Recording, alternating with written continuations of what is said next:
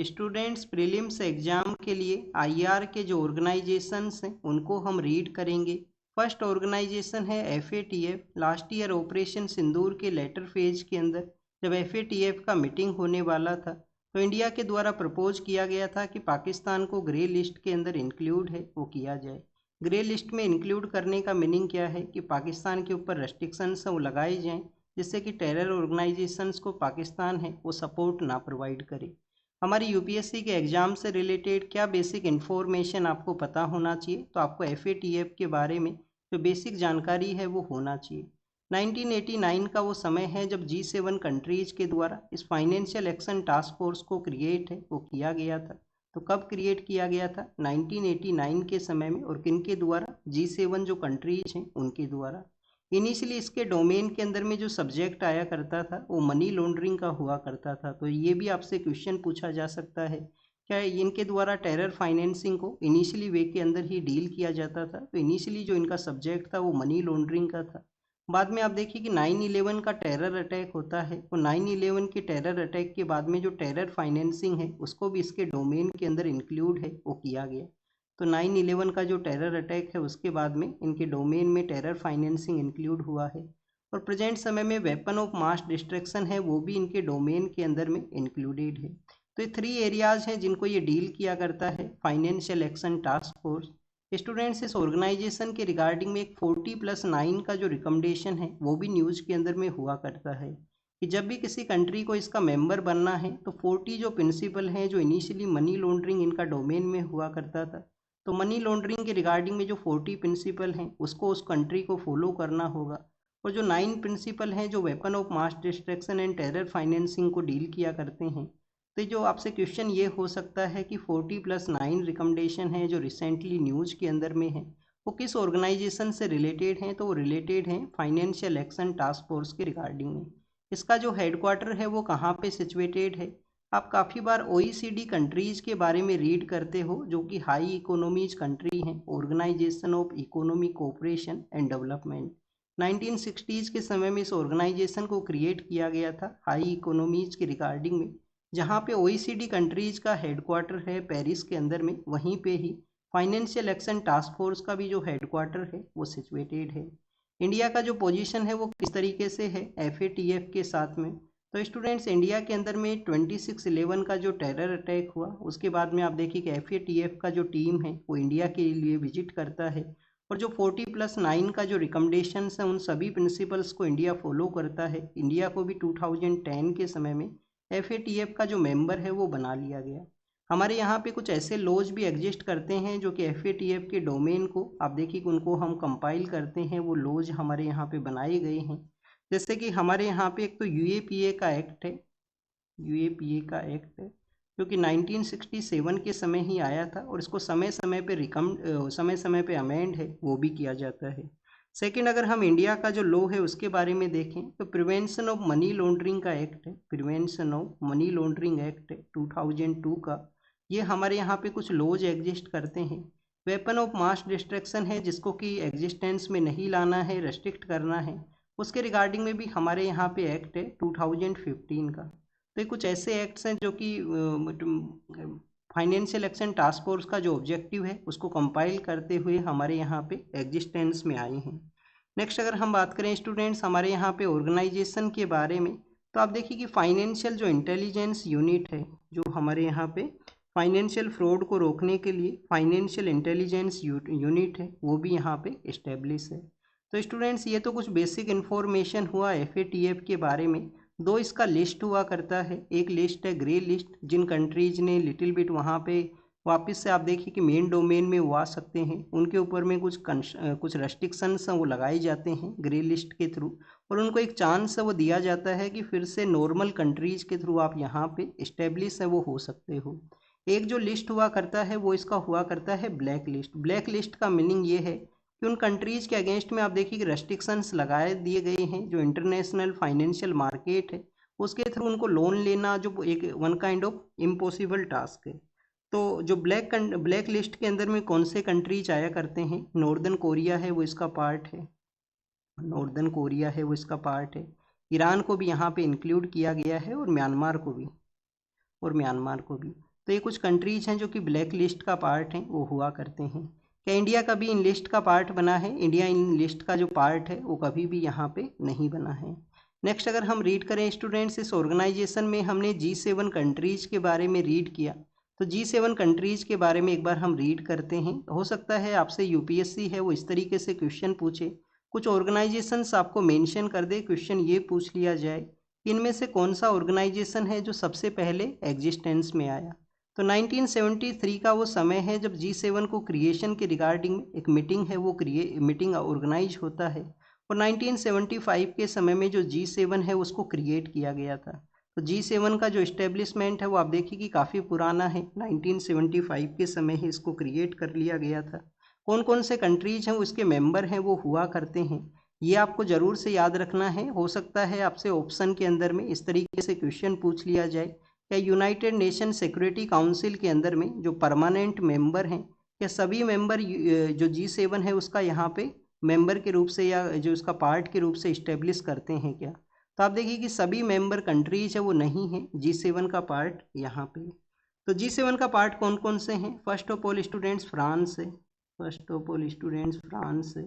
France के बाद में आप देखिए कि यूएसए है, यूके है, यूएसए है, यूके है, यूएसए यूके के बाद में जर्मनी है। अब जर्मनी तो आप देखिए कि बेसिकली यूएनएससी का जो पार्ट है वो नहीं है, यूएनएससी सिक्योरिटी काउंसिल के जो परमानेंट मेंबर्स हैं उनका।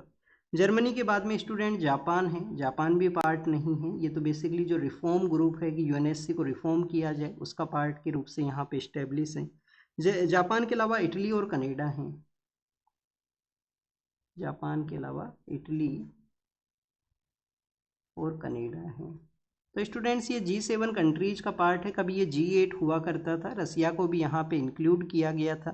बाद में आप देखिए कि रसिया के द्वारा जो क्रीमियन पेनिनसुला है जो कि यूक्रेन के सदर्न पार्ट के अंदर में है, सी ऑफ अजोवन जो ब्लैक सी है उसको वो वहाँ पे दोनों एरियाज उससे शेयर करता है, कर्च स्टेट वहाँ से पास किया करता है। तो क्रीमियन पेनिनसुला को अनेक्स करने की वजह से उसको रेस्ट्रिक्ट किया गया, बाद में उसका जो मेंबरशिप है उसको सस्पेंड कर दिया गया G7 के वहाँ पे। तो ये G7 के बारे में ये बेसिक इन्फॉर्मेशन हुआ। अभी इसका जो 2025 का जो मीटिंग है वो कहाँ पे ऑर्गेनाइज हुआ था? तो 25 का जो मीटिंग है वो कनाडा के अंदर में ऑर्गेनाइज हुआ। क्या बेसिक आउटकम्स रहे कनाडा का जो मीटिंग है उसके, क्या बेसिक आउटकम है वो रहे थे? इंडिया को भी आप देखिए कि एज ए गेस्ट मेंबर के रूप से इनवाइट है वो किया गया था, कनाडा का वो मीटिंग है वहाँ पे, और हमारे जो प्राइम मिनिस्टर हैं वो उसके विजिट के लिए भी गए थे जब आफ्टर द ऑपरेशन सिंदूर के बाद में वहाँ पे जब ये ऑर्गेनाइज हुआ था। तो आप देखिए कि जो 2025 का ये जो मीटिंग है उसमें वाइल्ड फायर के रिगार्डिंग में एक चार्टर है उसको अडोप्ट किया गया है। कनाडा के वहाँ पे जो जगह है जहाँ पे ये मीटिंग ऑर्गेनाइज हुआ था उसको कनानास्किस के नाम से जाना करते हैं,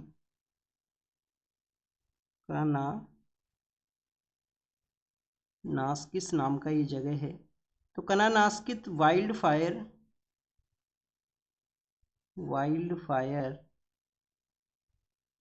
जो चार्टर है उसको वहाँ पे अडोप्ट है वो किया गया। तो ये फर्स्ट ऑफ ऑल आप देखिए कि वाइल्ड फायर के रिगार्डिंग में चार्टर अडोप्ट हुआ है। आपसे क्वेश्चन किस तरीके से हो सकता है, ये नाम आपको मेंशन कर दिया जाएगा कि कनानास्किस जो वाइल्ड फायर जो चार्टर है वो किस किस ऑर्गेनाइजेशन से रिलेटेड है। तो G7 का जब आप देखिए कि 2025 का मीटिंग हुआ कनाडा के वहाँ पे, तो वहाँ पे इस चार्टर को अडोप्ट वो किया गया। सेकेंड स्टूडेंट्स आर्टिफिशियल इंटेलिजेंस है वो प्रेजेंट डोमेन का सब्जेक्ट है, तो उसके रिगार्डिंग में भी एक नेटवर्क है उसको सेटअप किया गया है, ग्लोबल आर्टिफिशियल इंटेलिजेंस नेटवर्क। तो ग्लोबल आर्टिफिशियल इंटेलिजेंस नेटवर्क है उसको सेटअप है वो किया गया है। नेक्स्ट अगर हम रीड करें स्टूडेंट्स, एक पार्टनरशिप भी वहाँ पे आया है कि चाइना का जो बेल्ट एंड रोड इनिशिएटिव है उसको काउंटर करने के लिए एक नया जो पार्टनरशिप है उसको वहाँ पे डेवलप है वो किया जाए। तो पार्टनरशिप का नाम क्या है? Partnership for global infrastructure and investment, partnership for global infrastructure and investment, PGII नाम से ये यहाँ पे जो पार्टनरशिप है उसको लाया गया, partnership for global infrastructure and investment. तो स्टूडेंट्स, ये चाइना का जो बेल्ट एंड रोड इनिशिएटिव है, जिसको काफ़ी बार चाइना का डेप ट्रैप डिप्लोमेसी के नाम से भी जाना करते हैं, कि जो भी कंट्री चाइना के साथ में एग्रीमेंट साइन करता है, उसको आप देखिए कि उसका कोई ना कोई पार्ट है जो लीज के रूप से चाइना को देना होगा, तो उसको उसको काउंटर करने के लिए ये लाया गया। अब यहाँ पे हमें क्या क्या यहाँ पे रीड करना है। फर्स्ट ऑफ ऑल हम इसका जो काउंटर है उसी के बारे में एक बार देखते हैं। इंडिया ने भी आप देखिए कि एक प्रपोजल है जिसको कि सजेस्ट किया था, India middle east Europe economic corridor. जब 2023 के समय में इंडिया में आप देखिए कि जब G20 का मीटिंग हुआ था, तो उस दौरान के अंदर में हमने ये जो प्रपोजल है उसको रखा था। और उसी के लेटर फेज में आपको देखने के लिए मिलेगा कि हमास के द्वारा गजा स्ट्रिप से वहाँ पे आप देखिए कि इजराइल के ऊपर अटैक कर दिया जाता है, और कंटिन्यूस ये जो प्रोजेक्ट है उसके बाद में एग्जिस्टेंस के अंदर में नहीं आया है। क्या था इस प्रोजेक्ट का, अभी तक एग्जिस्टेंस में नहीं आया है, डिस्कशन है वो कंटिन्यूस है। प्रोजेक्ट का जो अल्टीमेट एम था वो क्या था, एक मल्टी मॉडल इंफ्रास्ट्रक्चर मॉडल को डेवलप करना है, और जिसके थ्रू जो स्वेज कैनाल है जो कि इजिप्ट के थ्रू पास हुआ करता है, साइनाई पेनिनसुला का जो एरिया है जहाँ पे स्वेज कैनाल है, तो वहाँ से इजिप्ट को रेवेन्यू भी जनरेट हुआ करता है। तो आप देखिए कि उसको बाईपास करते हुए एक जो यूरोपियन कंट्रीज को कनेक्ट करने वाला एक अल्टरनेटिव रूट है उसको डेवलप करने का बात किया गया था। सी के थ्रू यहाँ पे रूट को डेवलप किया जाएगा, ट्रेन का जो रूट है जो लैंड रूट है उसको भी यूज किया जाएगा। तो सी और लैंड रूट को यूज करते हुए इंडिया का जो कनेक्टिविटी है वो यूरोप के साथ में करना था, और स्वेज कैनाल का जो अल्टरनेटिव रूट है उसको डेवलप करना था। हमारे यहाँ पे जो जो पोर्ट्स हैं, हमारे यहाँ पे जो पोर्ट्स हैं, स्पेशली आप देखिए कि इसके अंदर में मुंबई का पोर्ट है, मुंद्रा का जो पोर्ट है, मुंबई और मुंद्रा का जो पोर्ट है वो यहाँ पे कनेक्ट होते किसके साथ में, यूनाइटेड अरब अमीरात के साथ में। यूनाइटेड अरब अमीरात से फिर सऊदी अरेबिया, फिर जॉर्डन, और फिर आप देखिए कि इजराइल तक का जो एरिया है वहाँ तक जो रेलवे का जो नेटवर्क है वो डेवलप होता। रेलवे का जो नेटवर्क है, जो इजराइल का हेप्पा नाम का जो पोर्ट है, हाइपा नाम का जो सिटी है, जो आप देखिए कि कभी वर्ल्ड वॉर फर्स्ट के समय हमारे इंडियन सोल्जर्स ने उस सिटी को प्रोटेक्ट किया था, उस सिटी तक ये कनेक्ट होता है इजराइल के वहाँ पे, फिर सी रोड को यूज करते हुए यूरोप के साथ में जो कनेक्टिविटी है उसको किया जाता है। तो India middle east Europe economic corridor जो इंडिया का बेल्ट एंड रोड इनिशिएटिव को काउंटर करने के लिए वन काइंड ऑफ यहाँ पे इनिशिएटिव था।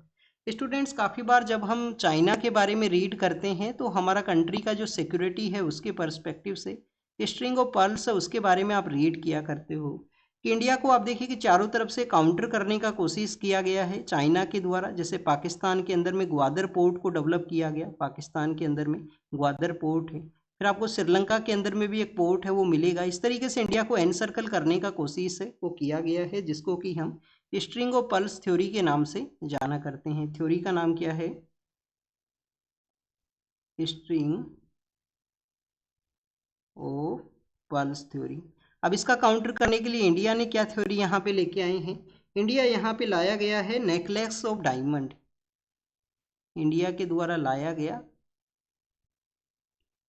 Necklace of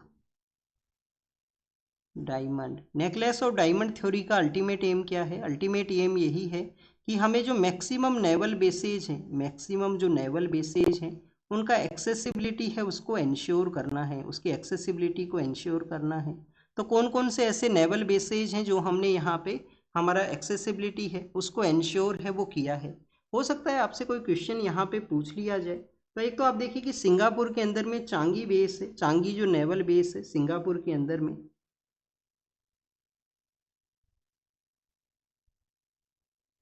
sorry, Changi naval base है। कहाँ पे है नेवल बेस ये, सिंगापुर के अंदर में। तो सिंगापुर के वहाँ पे हमारी नेवल फोर्सेज को ये बेस है वो एक्सेसिबल है। सेकंड आप देखिए कि सबांग नाम का एक पोर्ट है,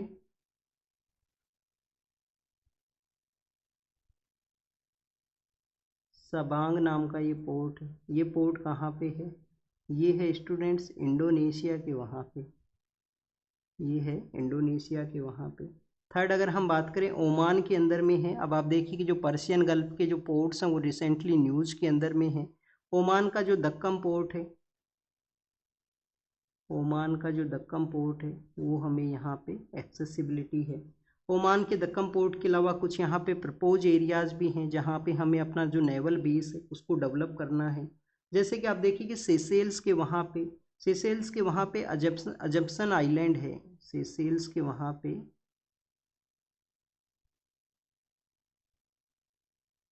अजम्पशन आइलैंड है, तो वहाँ पे भी हमें डेवलप करना है। फिफ्थ यहाँ पे अगर हम रीड करें तो अगालेगा आइलैंड है जो कि मॉरिशस के वहाँ पे है। अगालेगा आइलैंड है जो कि मॉरिशस के वहाँ पे है। तो ये कुछ ऐसे एरियाज हैं जो कि हमने स्ट्रिंग ऑफ पर्ल थ्योरी को काउंटर करने के लिए नेकलेस ऑफ डायमंड है उसको लाया गया। ये कुछ ऐसे नेवल बेसेज हैं जो कि हमें एक्सेसिबल है। यहाँ पे एक आपको होमवर्क देते हैं पर्शियन गल्फ के रिगार्डिंग में। आप देखिए कि काफ़ी बार हम यूनाइटेड अरब अमीरात के बारे में रीड करते हैं। तो यूनाइटेड अरब अमीरात का एक ऐसा पोर्ट है जो कि गल्फ ऑफ ओमान के अंदर में है। एक पोर्ट है जो गल्फ ऑफ ओमान के अंदर में है, उसके बारे में आपको पता है, वो होना चाहिए। और आप देखिए कि काफ़ी बार हम पर्शियन गल्फ के बारे में जब रीड करते हैं तो आप ये भी रीड करना कि ओमान का भी एक एरिया है, एक पेनिनसुलर रीजन है जो कि स्ट्रेट ऑफ हॉर्मूज का जो पॉइंट है वहाँ पे सिचुएटेड है। और जो मेन लैंड ओमान है उससे वो पेनिनसुलर रीजन है वो काफ़ी अलग है, मेन लैंड ओमान से कनेक्टेड नहीं है। तो उस पेनिनसुलर रीजन का नाम आपको बताना है। यूनाइटेड अरब अमीरात का ये जो पोर्ट है इसका नाम आपको यहाँ पे मेंशन करना है। अब ये सब हम क्यों रीड किए हैं? सबसे पहले हमने देखा कि जब G7 का मीटिंग हुआ तो चाइना का जो बेल्ट एंड रोड इनिशिएटिव है उसको काउंटर करने के लिए partnership for global infrastructure and investment है उसको प्रपोज किया गया था। चाइना का जो बेल्ट एंड रोड इनिशिएटिव है उसी के थ्रू आप देखिए कि स्ट्रिंग ऑफ पर्ल का एक थ्योरी है जिसको काउंटर करने के लिए हम नेकलेस ऑफ डायमंड लाए हैं।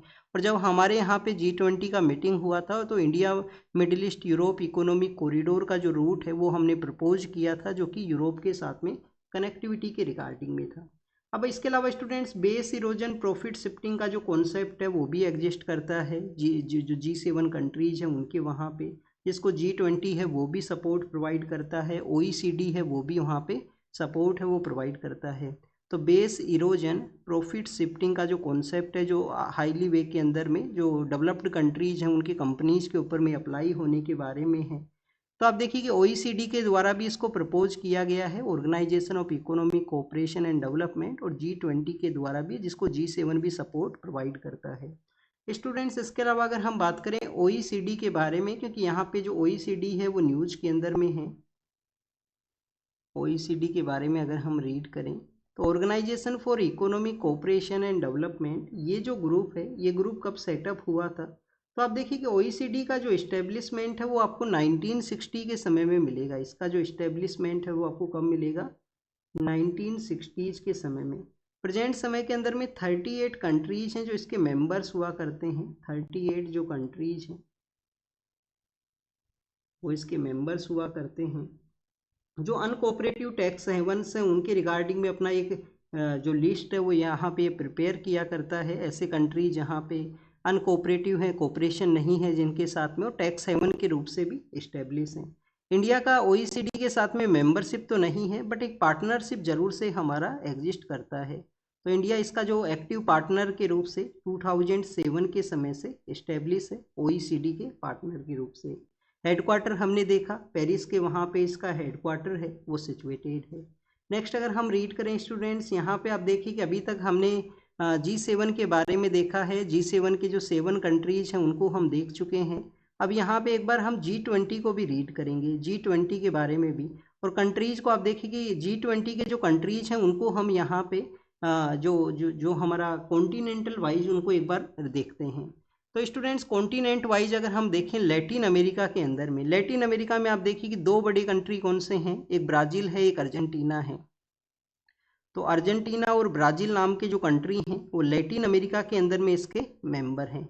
फिर अगर हम बात करें नॉर्दर्न अमेरिका के अंदर में, तो ऑल 3 कंट्रीज जो नॉर्दर्न अमेरिका का पार्ट है, लार्जर कंट्रीज हैं। कनाडा है, कनाडा के अलावा USA है, और USA के अलावा मैक्सिको है। ऑल 3 कंट्रीज हैं वो इसके मेंबर हैं।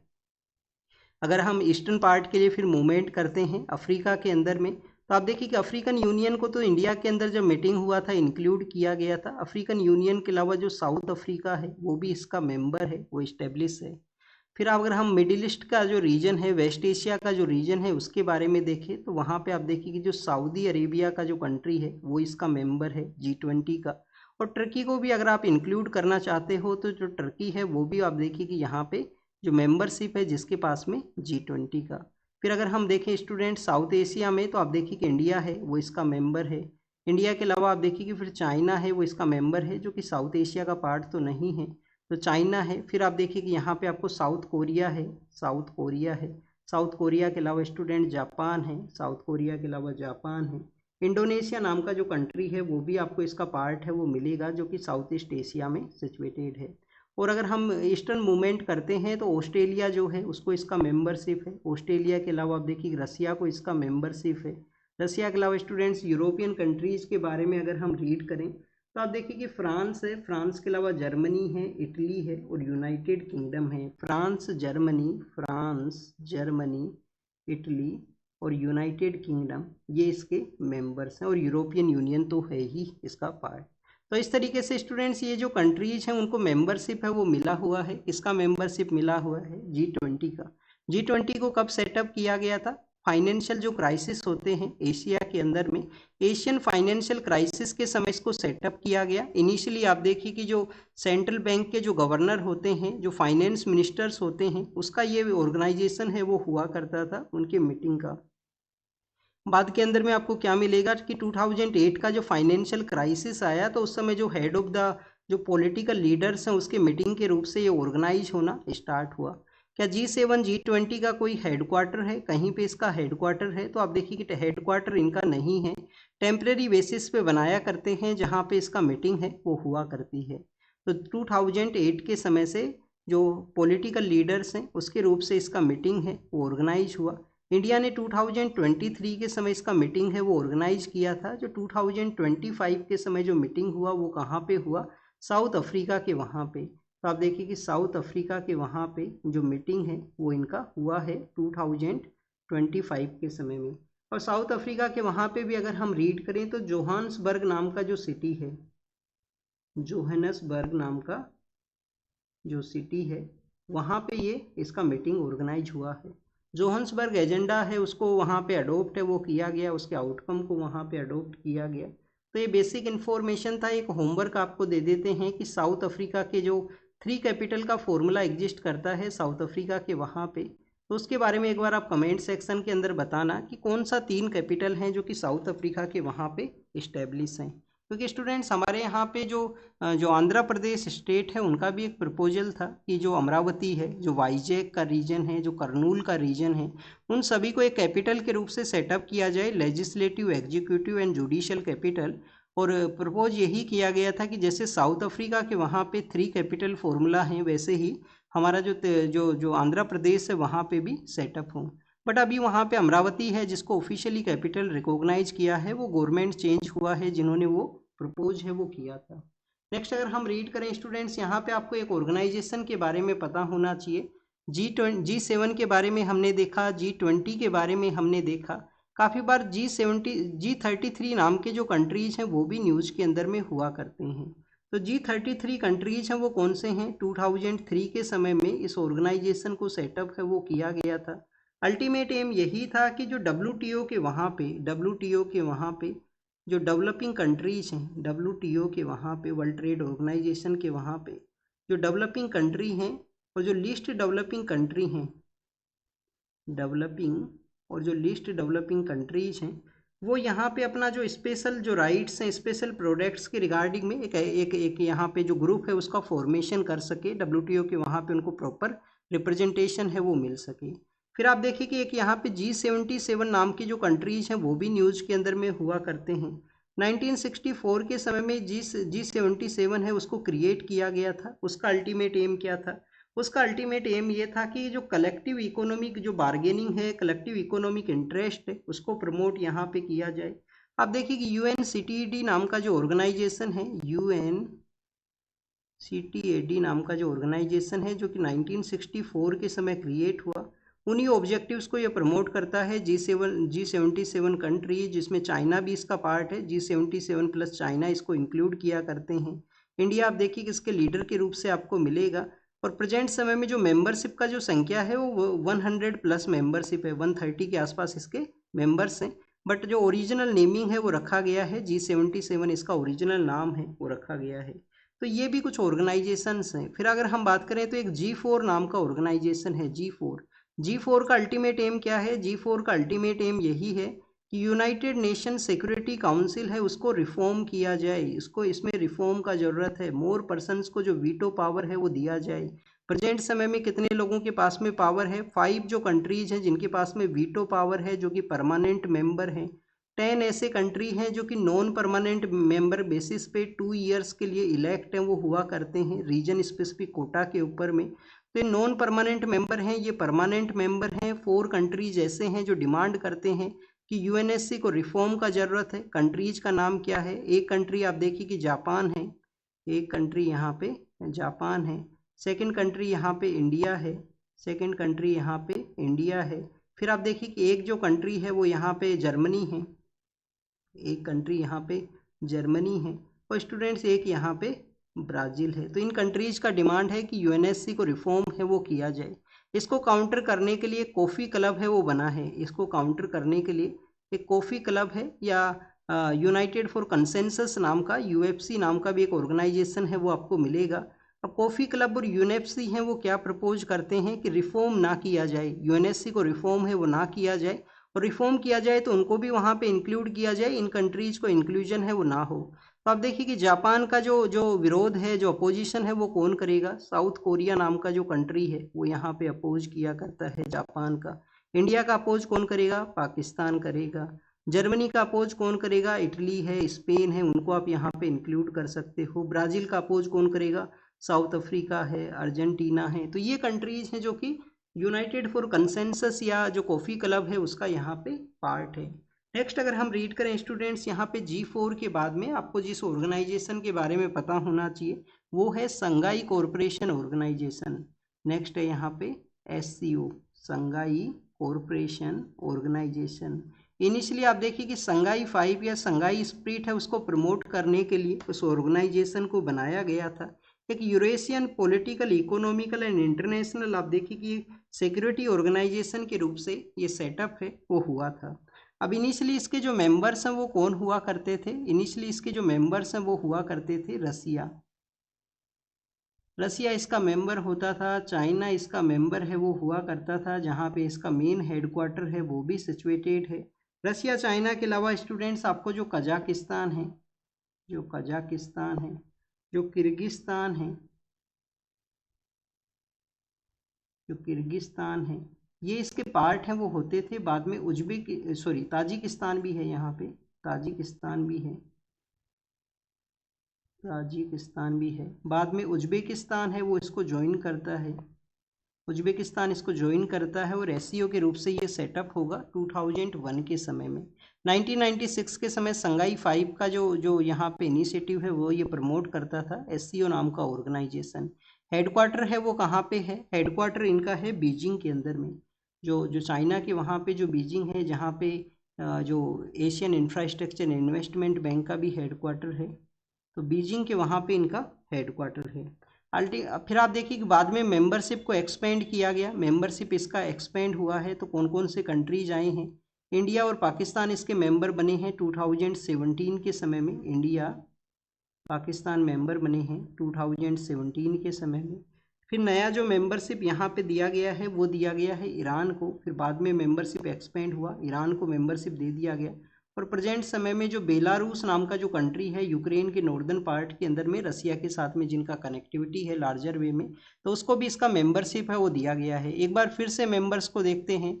सेंट्रल एशियन जो 5 कंट्रीज के बारे में हम रीड करते हैं, तो यहाँ पे तुर्कमेनिस्तान का नाम का जो कंट्री है जो कैस्पियन सी से अपना एरिया शेयर करता है वो इसका पार्ट नहीं है। तो आप देखिए कि रसिया है, चाइना है, फिर 4 central Asian countries Kazakhstan, Kyrgyzstan, Tajikistan, Uzbekistan. Turkmenistan नहीं है, याद रखना है, तुर्कमेनिस्तान नहीं है। मेंबरशिप फिर एक्सपेंड हुआ, इंडिया पाकिस्तान आए, ईरान और बेलारूस है उसको भी यहाँ पे लाया गया। हेडक्वार्टर कहाँ है? बीजिंग के अंदर में है। एक इनका विंग भी है जो कि टेररिज्म को डील करता है, रीजनल एंटी टेररिस्ट स्क्वाड, जिसको कि रेड्स के नाम से जानते हैं। अब ये रेड्स नाम का जो स्क्वाड है इसका हेडक्वार्टर कहाँ है? ताशकंद के वहां पे इसका हेडक्वार्टर है जो कि उज्बेकिस्तान के अंदर में है। ताशकंद के यहाँ पे इनका हेडक्वार्टर है जो कि उज्बेकिस्तान के अंदर में है। नेक्स्ट अगर हम रीड करें स्टूडेंट्स, रिसेंटली इसका जो मीटिंग है एससीओ का मीटिंग 2025 के समय में, आप देखिए कि चाइना के वहाँ पे एक सिटी है तियानजिन नाम का जो सिटी है, तियानजिन नाम का जो सिटी है वहाँ पे ऑर्गेनाइज हुआ। गुड गवर्नेंस इनिशिएटिव नाम का एक इनिशिएटिव है जिसको भी प्रपोज किया गया था। गुड गवर्नेंस इनिशिएटिव है जिसको भी वहाँ पे प्रपोज है वो किया गया था तियानजिन के वहाँ पे, जब एससीओ का मीटिंग है वो ऑर्गेनाइज हुआ था। स्टूडेंट्स काफ़ी बार आप देखिए कि यूरोप के अंदर में भी जो कंट्रीज हैं उनका कनेक्टिविटी हो एक दूसरे के साथ में, तो एक 3C नाम का जो इनिशिएटिव है, 3C अलायंस, 3C इनिशिएटिव, ये भी काफ़ी बार न्यूज़ के अंदर में हुआ करता है। तो ये जो 3C इनिशिएटिव है ये कौन कौन से वाटर बॉडीज़ के रिगार्डिंग में है। आप देखिए कि जो यूरोप का जो सदर्न पार्ट है, जो सेंट्रल पार्ट ऑफ यूरोप है, अल्टीमेट एम क्या है कि central part of Europe, central Europe को जो ईस्टर्न यूरोप है, ईस्टर्न यूरोप है उसके साथ में कनेक्ट करना है। अब कनेक्ट करना है, इंफ्रास्ट्रक्चर कनेक्टिविटी हो या एक दूसरे के साथ में डिफरेंट वे के थ्रू कनेक्टिविटी हो। कौन कौन सा वाटर बॉडी है जिसको यहाँ पे इंक्लूड किया गया है, एडियार्टिक सी है, एडियार्टिक सी है। एडियार्टिक सी के अलावा आप देखिए कि बाल्टिक सी है, बाल्टिक सी है और ब्लैक सी है, और ब्लैक सी है। कौन कौन से कंट्रीज इसका पार्ट हैं, तो आप देखिए कि जो यूरोपियन कंट्रीज हैं वही इसका पार्ट है। क्या इंडिया इसका पार्ट है 3C इनिशिएटिव का? तो इंडिया आप देखिए कि इसका पार्ट है वो नहीं है। हमारा जो मेन डोमेन है वो है इंडियन ओशियन रीजन के अंदर में, हमारा जो मेन डोमेन है वो इंडियन ओशियन रीजन के अंदर में है। जैसे हम इंडियन ओशियन रीजन में कभी सागर इनिशिएटिव चलाया करते थे और उसी को अपग्रेड करके हमने क्या चलाया है, महासागर इनिशिएटिव, उसमें हमने महासागर इनिशिएटिव है उसको वहाँ पे चलाया है। तो आप देखिए कि महासागर इनिशिएटिव का भी एम यही है, mutual and holistic security and growth for all in the region, कि सभी जो इंडियन ओशियन रीजन के रहने वाले हैं जिनको सिक्योरिटी और ग्रोथ है उसको प्रोवाइड करना है। यहाँ पे 3C इनिशिएटिव के जो कंट्रीज कौन कौन से हैं, ऑस्ट्रिया है, बुल्गारिया है, क्रोएशिया है, चेक रिपब्लिक है, इस्टोनिया है, और आप देखिए कि ग्रीस है, ग्रीस के अलावा हंगरी है, लाटविया है, लिथुआनिया है, पोलैंड है, सोमानिया है, और स्लोवाकिया ही है। ये ऐसे कुछ कंट्रीज हैं जो इसके मेंबर्स के रूप से इस्टेब्लिश हैं। नेक्स्ट अगर हम बात करें स्टूडेंट्स, यहाँ पे हमने इंडियन ओशियन जो रीजन के बारे में देखा, तो इंडियन ओशियन रीजन के बारे में आपको एक ऑर्गेनाइजेशन के बारे में पता होना चाहिए, Indian Ocean Rim Association, Indian Ocean Rim Association. आप देखिए कि कभी नेल्सन मंडेला नाम के जो लीडर होते थे साउथ अफ्रीका के, उन्होंने प्रमोट किया था कि इंडिया और जट साउथ अफ्रीका और जो अफ्रीकन कॉन्टिनेंट और एशियन जो कंट्रीज है या जो इंडियन ओशियन के कंट्रीज हैं उनका एक दूसरे के साथ में कनेक्टिविटी है वो होना चाहिए। 1997 के समय ये इनिशिएटिव है उसको एग्जिस्टेंस में लाया गया है। इंडियन ओशियन रीजन के जो आइलैंड कंट्रीज हैं वो सभी इसका पार्ट हैं इंडियन ओशियन रिम एसोसिएशन का। प्रेजेंट समय के अंदर में जो मेंबरशिप है वो 23 यहाँ पे मेंबर्स हैं वो इस्टेब्लिश हैं। इसका जो हेडक्वार्टर है वो कहाँ पे है, इसका हेडक्वार्टर है इबेन मॉरिशस के अंदर में, इबेन मॉरिशस के वहाँ पे इसका हेडक्वार्टर है। अब आपको याद क्या रखना है, याद आपको ये रखना है कि इंडियन ओशियन रिम एसोसिएशन के अंदर में आप देखिए कि पाकिस्तान जो है वो इसका पार्ट नहीं है, म्यांमार नाम का जो कंट्री है वो भी इसका पार्ट नहीं है, पाकिस्तान भी नहीं है, म्यांमार भी नहीं है। बट याद ये रखना है कि ऑस्ट्रेलिया इसका पार्ट है, ऑस्ट्रेलिया इसका पार्ट है। याद ये रखना है कि ईरान भी इसका पार्ट है, क्योंकि 23 के अंदर में ईरान भी यहाँ पे आएगा। और स्टूडेंट्स फ्रांस का भी एक यहाँ पे जो टेरिटरी है वो इस्टेब्लिश है, तो फ्रांस भी इनडायरेक्टली वे के अंदर में इसका मेंबर कंट्री है इंडियन ओशियन रिम एसोसिएशन का। इंडियन ओशियन रीजन के जो आइलैंड कंट्रीज हैं उनका इंडियन ओशियन कमीशन है वो भी एग्जिस्ट करता है, जो कि आइलैंड कंट्रीज के रिगार्डिंग में है, इंडियन ओशियन कमीशन उसको हम बोला करते हैं। नेक्स्ट अगर हम बात करें स्टूडेंट्स अदर ऑर्गेनाइजेशंस के बारे में, तो आपको यहाँ पे बेसिकली और जो ऑर्गेनाइजेशंस हैं उनका भी कुछ बेसिक इन्फॉर्मेशन है वो होना चाहिए। जैसे आपको ब्रिक्स के बारे में जानकारी है वो होना चाहिए। तो ब्रिक्स के बारे में आप देखिए कि जब हम रीड करते हैं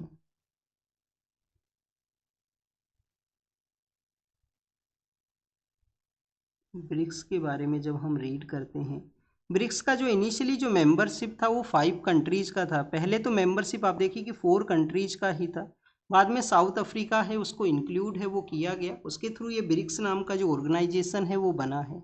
तो ब्रिक्स नाम का ऑर्गेनाइजेशन बना, इसका काफ़ी सारा मीटिंग है वो ऑर्गेनाइज हुआ। जो लास्ट मीटिंग है वो ब्राज़ील के वहाँ पे हुआ था, और ब्राज़ील का मीटिंग के अंदर में आप देखिए कि डॉलर के रिगार्डिंग में जो डिसीजंस लिए गए थे कि जो जो सेटलमेंट्स के अंदर में, ट्रेड सेटलमेंट्स के अंदर में जो जो लोकल करेंसी है उसको यूज किया जाए। और जैसे ही इसका मीटिंग होता है यूएस के द्वारा ब्राज़ील के अगेंस्ट में, इंडिया के अगेंस्ट में जो काफ़ी सारा जो टैरिफ है उसको इम्पोज है वो कर दिया गया था। अब यहाँ पे आपको क्या पता होना चाहिए कि ब्रिक्स का जो मेंबरशिप है उसको यहाँ पे एक्सपेंड किया गया। तो ब्रिक्स प्लस नाम का इनिशिएटिव आया, कुछ नए कंट्रीज को इसका मेंबरशिप है वो दिया गया है, जिसके अंदर में इथियोपिया नाम का जो कंट्री है, इथियोपिया नाम का कंट्री है। इथियोपिया के अलावा आप देखिए कि यूनाइटेड अरब अमीरात है, यूनाइटेड अरब अमीरात भी है, ईरान भी है, ईरान भी यहाँ पे है। ईरान के अलावा अगर हम बात करें स्टूडेंट्स, यहाँ पे सऊदी को भी मौका दिया गया था, बट सऊदी ने अभी इसको ज्वाइन नहीं किया है। इंडोनेशिया ने इसका मेंबरशिप को, इंडोनेशिया को मेंबर है वो बनाया गया है। सऊदी ने इसको ऑफिशियली नहीं ज्वाइन किया है, सऊदी ने अभी नहीं ज्वाइन किया है। और स्टूडेंट्स यहाँ पे जो जो जो इजिप्ट नाम का जो कंट्री है वो भी इसका मेंबर है वो बना है। इजिप्ट नाम का जो कंट्री है वो भी इसका मेंबर है वो बना है। एक ऐसे ही सऊदी की तरह जो मौका है वो अर्जेंटीना को भी दिया गया था, अर्जेंटीना को भी इनवाइट किया गया था मेंबरशिप के लिए, बट उन्होंने तो रिजेक्ट ही कर दिया कि वो ब्रिक्स का मेंबर है वो नहीं बनेंगे। तो ये नया जो मेंबरशिप है, इनिशियली मेंबरशिप किसके पास में था? ब्राज़ील, रसिया, इंडिया, चाइना और साउथ अफ्रीका, इन 5 कंट्रीज के पास में ये होता था। डेवलपिंग कंट्रीज का ये ऑर्गेनाइजेशन है वो सिचुएटेड है, परमानेंट इसका कोई हेडक्वार्टर है वो नहीं है। बट अगर हम बात करें इसके बैंक के बारे में तो इसका एक न्यू डेवलपमेंट बैंक है। इसका बैंक का नाम क्या है? New development bank. New development bank का हेडक्वार्टर कहाँ पे है? संगाई, जो कि चाइना के वहाँ पे है, वहाँ इसका हेडक्वार्टर है वो सिचुएटेड है। स्टूडेंट्स आपको याद क्या रखना है कि चाइना के वहाँ पे एक एशियन इंफ्रास्ट्रक्चर इन्वेस्टमेंट बैंक भी है, तो उसका हेडक्वार्टर कहाँ है? उसका हेडक्वार्टर है बीजिंग के अंदर में। और न्यू डेवलपमेंट बैंक जो कि ब्रिक्स का बैंक है जिसका हेडक्वार्टर है सांगाई के वहाँ पे। याद आपको इसको ऐसे रख सकते हो, ए के साथ में आप बी को कनेक्ट कीजिए, एन के साथ में एस को कनेक्ट कीजिए, एन के पास में ही एस आया करता है जब आप कैलकुलेट करोगे ए बी सी डी इस तरीके से। ए के साथ में बी है तो एशियन इंफ्रास्ट्रक्चर इन्वेस्टमेंट बैंक का हेडक्वार्टर बीजिंग में है। न्यू डेवलपमेंट बैंक का जो हेडक्वार्टर है वो कि सांगाई के वहाँ पे है। नेक्स्ट अगर हम रीड करें स्टूडेंट्स ब्रिक्स के बारे में, तो ब्रिक्स का यही आपको बेसिक इन्फॉर्मेशन होना चाहिए। एक रेटिंग एजेंसी को भी डेवलप करने का प्लान था फ्लोटिलिया डिक्लेरेशन के थ्रू, बट अभी तक वो एग्जिस्टेंस में नहीं आया है। जो रेटिंग एजेंसी को वहाँ पे डेवलप है वो करना था। नेक्स्ट अगर हम रीड करें स्टूडेंट्स ओपेक के बारे में है। नेक्स्ट आप देखिए Organization for Petroleum Export Countries, Organization for Petroleum Export Countries. 1960s के समय में, 1960s के समय में बगदाद कॉन्फ्रेंस होती है। कौन सा कॉन्फ्रेंस होती है स्टूडेंट्स? बगदाद, जो कि इराक का कैपिटल सिटी है। तो बगदाद कॉन्फ्रेंस को ऑर्गेनाइज किया गया, और उस समय 5 कंट्रीज हैं जो कि इसके फाउंडिंग मेंबर बनते हैं, पेट्रोलियम एक्सपोर्ट कंट्रीज हैं। 5 मेंबर कंट्रीज कौन कौन से हैं? एक तो आप देखिए कि सऊदी अरेबिया है जो लार्जर वे के अंदर में पेट्रोल को प्रोड्यूस करता है, क्रूड ऑयल को प्रोड्यूस करता है। सऊदी के अलावा स्टूडेंट्स ईरान है, सऊदी के अलावा ईरान है, फिर इराक भी है, इराक क्योंकि बगदाद में ये ऑर्गेनाइज हुआ है। इराक के अलावा स्टूडेंट्स यहाँ पे कुवैत नाम का भी कंट्री है, कुवैत नाम का भी कंट्री है, और वेनेजुएला है। वेनेजुएला जो कि लैटिन अमेरिका का कंट्री है, जहाँ पे लेक मराकाइबो है जो सिचुएटेड है। तो ये 5 कंट्री इसके मेंबर्स बनते हैं। फिर आप देखिए कि मेंबरशिप को एक्सपेंड किया गया और कंट्रीज को भी मेंबरशिप है वो दिया गया है। इसके बारे में आपको ये पता होना चाहिए कि यहाँ पे एक कोटा सिस्टम है वो एग्जिस्ट करता है। कोटा सिस्टम जो कि डिसाइड करता है यहाँ पे कंट्रीज कितना जो क्रूड ऑयल है उसको प्रोड्यूस करेंगे। और अभी रिसेंटली यूनाइटेड अरब अमीरात ने इसको एग्जिट किया है। एग्जिट का यही रीजन बताया गया है कि उनका पोटेंशियल ज़्यादा क्रूड ऑयल को प्रोड्यूस करने का है। कोटा सिस्टम वहाँ पे उनका जो प्रोडक्शन है उसको लिमिट करता है, उसको रेस्ट्रिक्ट है वो करता है। सऊदी सबसे ज़्यादा प्रोड्यूस किया करता है, और सबसे ज़्यादा जो यहाँ पे रिजर्व है वो वेनेजुएला के पास में सिचुएटेड है। वेनेजुला के बारे में आपको एक जानकारी ये होना चाहिए कि वहाँ पे सभी ग्लेशियर्स हैं, उनका भी मेल्टिंग है वो हुआ है वेनेजुला के वहाँ पे। यूएस ने अभी रिसेंटली इंटरवेन भी किया था उनका टेरिटरी में जनवरी के मंथ के समय।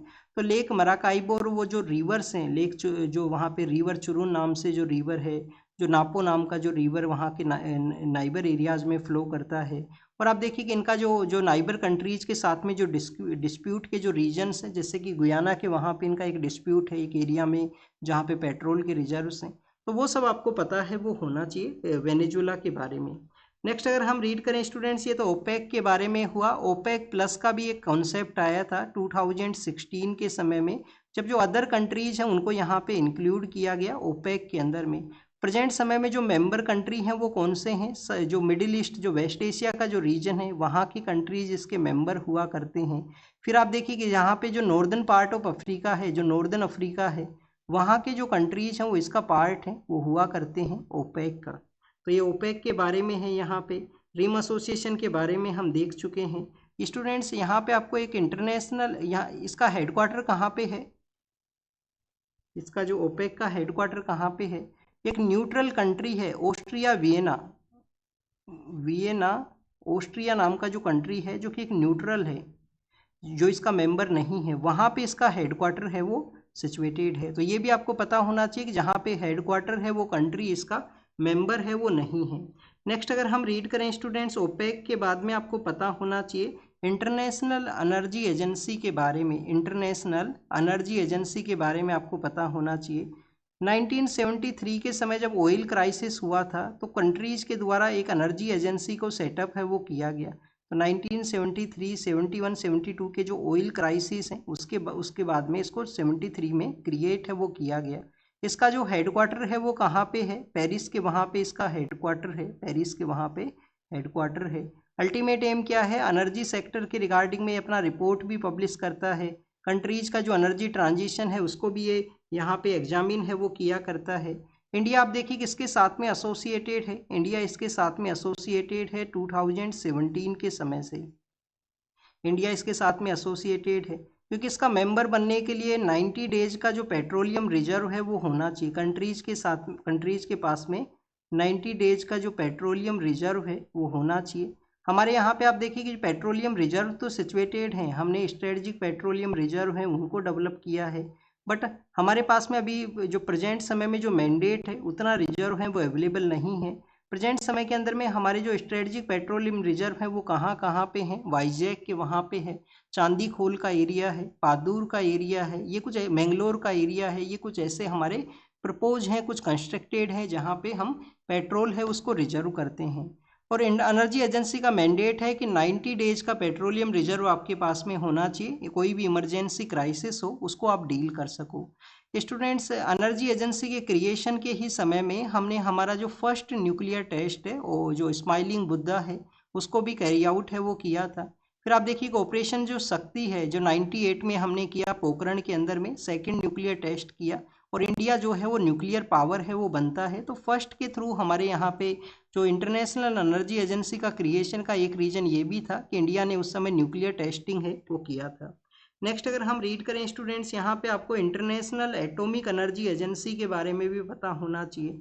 अब आप देखिए कि नेम जो है वो सिमिलर हैं, नेम जो हैं वो सिमिलर हैं, पर नाम यहाँ पे क्या है? International atomic energy agency. International atomic energy agency जो कि 1957 के समय में क्रिएट हुआ। अल्टीमेट एम यही है कि समय समय पे यूएन को, यूनाइटेड नेशन सिक्योरिटी काउंसिल के अंदर में अपना रिपोर्ट देना, और कोई भी कंट्री है जो न्यूक्लियर वेपन को ना डेवलप करे, न्यूक्लियर वेपन के रिगार्डिंग में रेस्ट्रिक्शंस लगाता है, कंट्रीज़ के वहाँ पे इंस्पेक्शन को भी ये कैरी आउट करता है कि कोई न्यूक्लियर आर्म्स रेस है वो यहाँ पे ना क्रिएट हो। तो एटॉमिक एनर्जी एजेंसी है जो 1957 में क्रिएट हुआ, UN and United nation security council में अपना रिपोर्ट भी पब्लिश करता है। हेडक्वार्टर है वो कहाँ है? वियना के वहाँ पे इसका हेडक्वार्टर है, वियना ऑस्ट्रिया के वहाँ पे इसका हेडक्वार्टर है। अब आपको क्या पता होना चाहिए कि जब नोबल पीस प्राइज़ के बारे में हम रीड करते हैं तो इसको आप देखिए कि नोबल पीस प्राइज़ है वो भी मिला हुआ है एटॉमिक एनर्जी एजेंसी को भी। नेक्स्ट अगर हम रीड करें स्टूडेंट्स, यहाँ पे हमने एससीओ के बारे में देखा, एफएटीएफ के बारे में रीड किया, ब्रिक्स के बारे में देखा, ओपेक के बारे में रीड किया, ओपेक प्लस भी देखे, कुछ कंट्री जैसे कि रसिया से हम ऑयल परचेज करते हैं, ओपेक प्लस का पार्ट है, जो कि 2016 के समय जो कॉन्सेप्ट लाया गया था। फिर ओपेक के बाद में हमने energy agency and atomic energy agency के बारे में रीड किया, रिम एसोसिएशन के बारे में हम रीड कर चुके हैं, 23 मेंबर कंट्रीज का जो ग्रुप है इंडियन ओशन रीजन के बारे में, इबेन मॉरिशस के वहाँ पे जिनका हेडक्वार्टर है। नेक्स्ट आप देखिए कि हम नाटो के बारे में देखते हैं, North Atlantic Treaty Organization, North Atlantic Treaty Organization. अब ये जो नॉर्थ अटलांटिक ट्रीटी ऑर्गेनाइजेशन है ये क्या है, एक वाशिंगटन ट्रीटी होता है, वाशिंगटन ट्रीटी होता है। वाशिंगटन ट्रीटी 1949 के समय में जब इसको क्रिएट किया गया था, नाटो को, यहाँ पे नाटो का अल्टीमेट एम क्या है, इसका एक आर्टिकल 5 है जो कि कलेक्टिव डिफेंस के बारे में बताता है।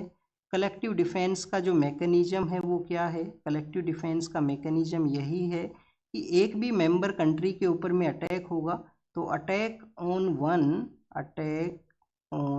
One equal to the attack on all, equal to the attack on all. तो ये कलेक्टिव डिफेंस का मैकेनिज्म जो कि आर्टिकल 5 के अंदर में हुआ करता है, क्या कभी इसको यूज किया गया? 9/11 के इंसिडेंट के बाद में ये कलेक्टिव डिफेंस का मैकेनिज्म है, वंस टाइम यहाँ पे यूज हुआ है। नाटो का आप देखिए कि यूएस लेड ये मिलिट्री ऑर्गेनाइजेशन है जो कि यूएस के द्वारा बनाया गया है, यूरोपियन कंट्रीज इसके पार्ट बने हैं। रसिया को काउंटर करने के लिए इसका अल्टीमेट एक एम है वो हुआ करता है। काफ़ी सारे कंट्रीज इसके पार्ट हैं, बट आप देखिए कि जब से ग्रीनलैंड के ऊपर में यूएस ने अपने स्टेटमेंट्स दिए हैं कि वो उसको अपना पार्ट है वो बनाना चाहते हैं, अपने एरिया में उसको ज्वाइन करना चाहते हैं, तो जो अदर कंट्री है वो भी नाटो के ही यहाँ पे मेंबर हैं, तो इनके बिटवीन में जो डिफरेंसेज हैं वो देखने के लिए मिला है।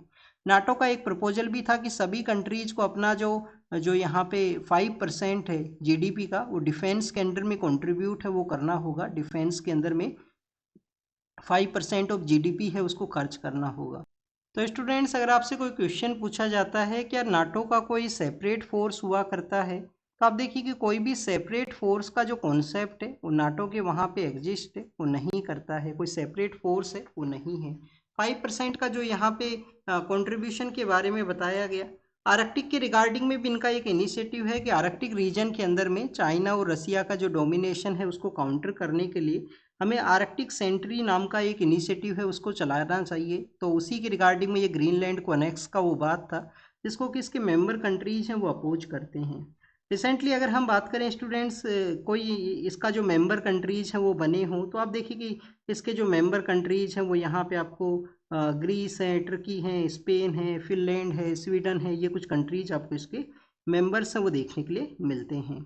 नेक्स्ट अगर हम रीड करें स्टूडेंट्स, नाटो का काउंटर के अंदर में रसिया का भी एक ऑर्गेनाइजेशन है जिसको कि हम कलेक्टिव सिक्योरिटी ट्रीटी ऑर्गेनाइजेशन के नाम से जानते हैं, तो CSTO उसको बोला करते हैं, कलेक्टिव सिक्योरिटी ट्रीटी ऑर्गेनाइजेशन। अब ये जो बनाया गया था 90s के समय में ये क्रिएट हुआ था रसिया के द्वारा, 5 कंट्रीज हैं वो इसका पार्ट हैं, 5 कंट्रीज, 5 या 6 कंट्री हैं वो इसका पार्ट हैं। कौन कौन से कंट्री हैं? आर्मेनिया है, आर्मेनिया है, आर्मेनिया के अलावा बेलारूस है, बेलारूस है, बेलारूस के अलावा आप देखिए कि कजाकिस्तान है और किर्गिस्तान है, कजाकिस्तान है और किर्गिस्तान है।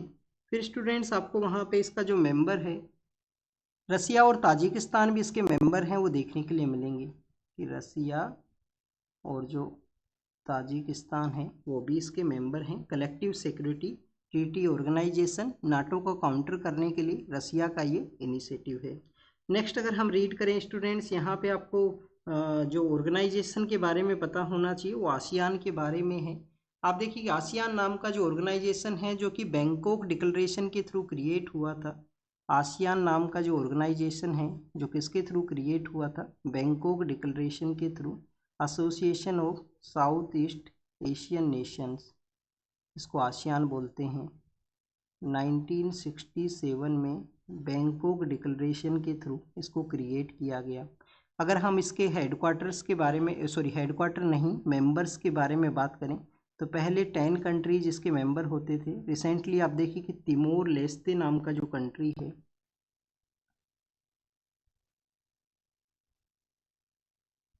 वो इसका मेंबर है, वो बना है। 10 कंट्री जो यहाँ पे इसके ओरिजिनल मेंबर हैं वो हुआ करते थे, तो आप देखिए उनके बारे में हमने तो एक ट्रिक से याद रख रखा है इसको, MBBS, PTV, LIC। आपका जो कोई डिफरेंट ट्रिक हो तो उसके थ्रू आप इसको याद करना। M से आपको एक यहाँ पे जो B से एक डिफरेंस है कि जो म्यांमार का अर्लियर नेम है जो बर्मा है, तो बर्मा के रूप से आपको यहाँ पे देखना होगा। M से आप देखिए कि मलेशिया है, M से मलेशिया है। B से यहाँ पे जो म्यांमार है जो बर्मा उसका ओल्डर नेम है, फिर ब्रुनई है, फिर सिंगापुर है, फिर फिलीपाइंस है, थाईलैंड है, वियतनाम है, लाओस है, इंडोनेशिया है और कंबोडिया है। तो ये ओरिजिनली 10 कंट्री होते थे। तिमोर लेस्ते नाम का जो कंट्री है वो रिसेंटली इसका मेंबर बना है।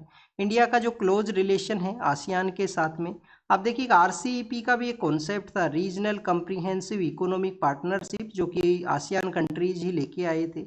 इंडिया ने उसको ज्वाइन नहीं किया था 2019 के समय में, क्योंकि इंडिया को अपना एग्रीकल्चर और डेयरी का जो सेक्टर है उसके रिगार्डिंग में कंसर्न थे कि जो जो न्यूजीलैंड से आने वाला जो डेयरी प्रोडक्ट है या चाइना के तरफ से आने वाले जो प्रोडक्ट हैं वो यहाँ पे हमारे डोमेस्टिक सेक्टर को इम्पैक्ट है वो कर सकते हैं, इस वजह से हमने इसको ज्वाइन है वो नहीं किया था। और आसियान प्लस कंट्रीज हैं जो जिसमें इंडिया भी इसका पार्ट होता है, ईस्ट एशिया नेशंस है उसके अंदर में भी इंडिया है वो पार्टिसिपेट करता है। आसियान के साथ में हमारा एक क्लोज इंगेजमेंट है वो यहाँ पे शो हुआ करता है। नेक्स्ट अगर हम रीड करें स्टूडेंट्स, आसियान के बाद में आपको सार्क के बारे में पता होना चाहिए, जो कि हमारे साउथ एशिया के ही बारे में है। सार्क जो है, सार्क क्या है, साउथ एशिया जो रीजनल कंट्रीज का ये यहाँ पे एक ग्रुप है। 1985 के समय में आप देखिए कि इसको लाया गया था, और अभी तो इसका जो मीटिंग्स है वो नहीं हुआ करते हैं लार्जर वे के अंदर में। तो 1985 के समय में इसको लाया गया। कौन कौन से कंट्रीज हैं, 8 कंट्रीज इसके पार्ट होते हैं। इंडिया, आप देखिए कि अफगानिस्तान है, अफगानिस्तान के बाद में पाकिस्तान में इंडिया है, नेपाल है, भूटान है। भूटान के अलावा स्टूडेंट्स आपको श्रीलंका है, श्रीलंका के अलावा बांग्लादेश है और मालदीव है।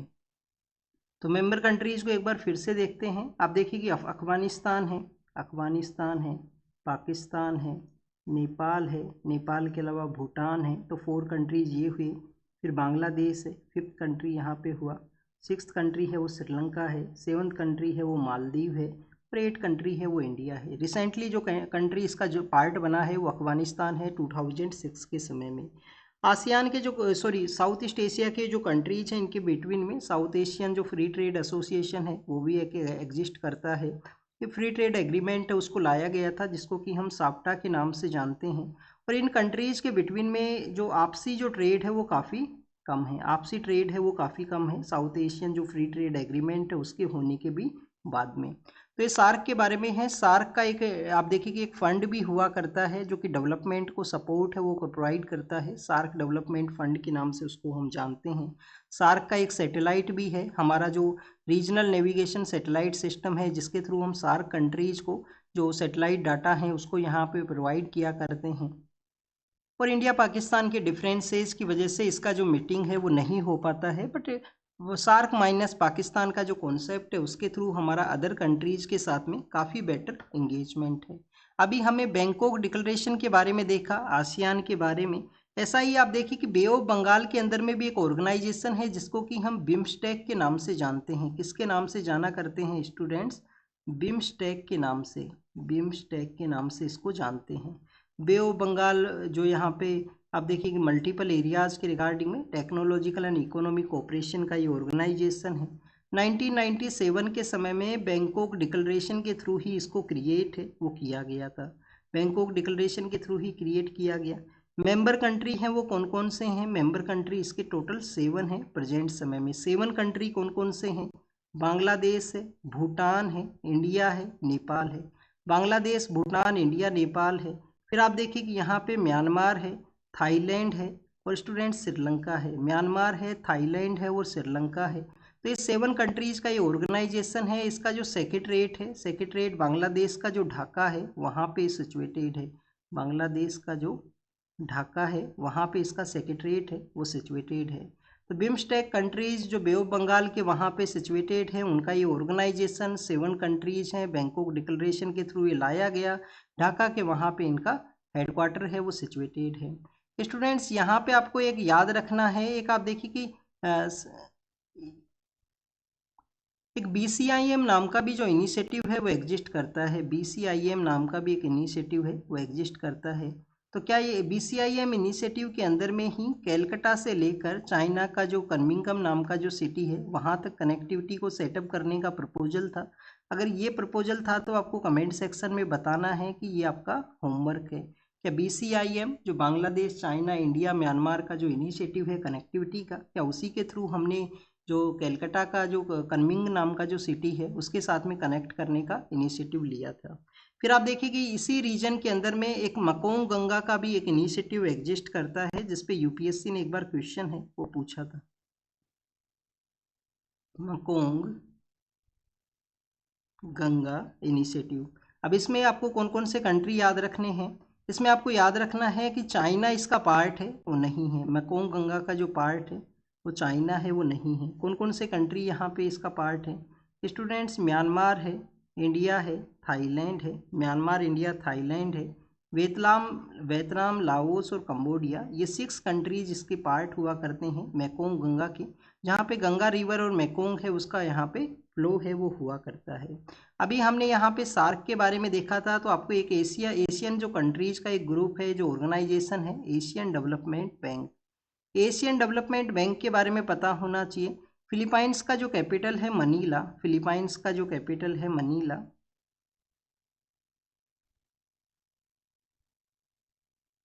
वहाँ पे इसका हेडक्वार्टर है, मनीला के वहाँ पे हेडक्वार्टर है एशियन डेवलपमेंट बैंक का। कब इसको क्रिएट किया गया था? 1966 के समय इसको क्रिएट किया गया था, 1966 के समय में। और आप देखिए कि जो कंट्रीज इसके अंदर में लार्जेस्ट शेयर होल्डर्स हैं उसमें आउटसाइड एशिया के कंट्रीज भी इसके पार्ट आपको मिलेंगे। जापान यहाँ पे कंट्रीब्यूट करता है, यूएसए यहाँ पे कंट्रीब्यूटर है, यूएसए भी कंट्रीब्यूटर है, चाइना भी है, इंडिया भी है, ऑस्ट्रेलिया भी है। तो आउटसाइड द एशिया के भी जो कंट्रीज हैं वो इसके पार्ट हैं। फिलीपाइंस के अंदर में एक इंटरनेशनल राइस रिसर्च इंस्टीट्यूट है, इंटरनेशनल राइस रिसर्च इंस्टीट्यूट है, वो भी इस्टेब्लिश है। इंटरनेशनल राइस रिसर्च इंस्टीट्यूट के बारे में आपको ये पता होना चाहिए कि इसका एक जो रीजनल जो हेडक्वार्टर है वो हमारे बनारस के वहाँ पे भी सेटअप है वो किया गया है। वो बनारस के वहाँ पे भी एक इसका जो रीजनल जो हेडक्वार्टर है उसको सेटअप किया गया है राइस रिसर्च इंस्टीट्यूट का। स्टूडेंट्स, अभी हमने बनारस के बारे में देखा।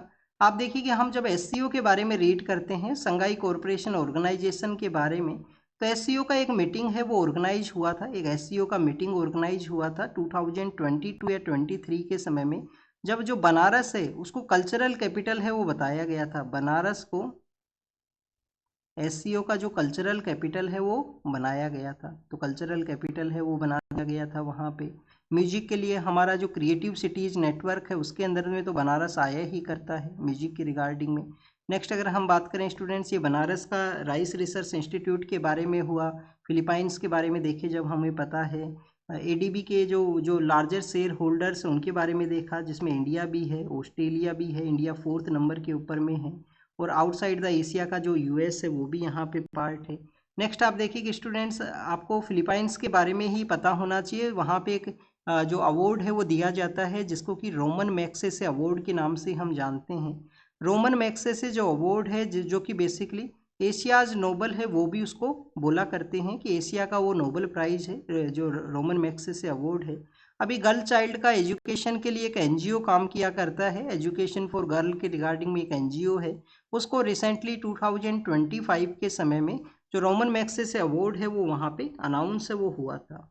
हमने एशियन डेवलपमेंट बैंक के बारे में देखा, तो 2 अदर जो बैंक्स हैं जिनका आपको पता होना चाहिए। एक बैंक आपको पता होना चाहिए न्यू डेवलपमेंट बैंक, जो अभी हम रीड भी कर चुके हैं।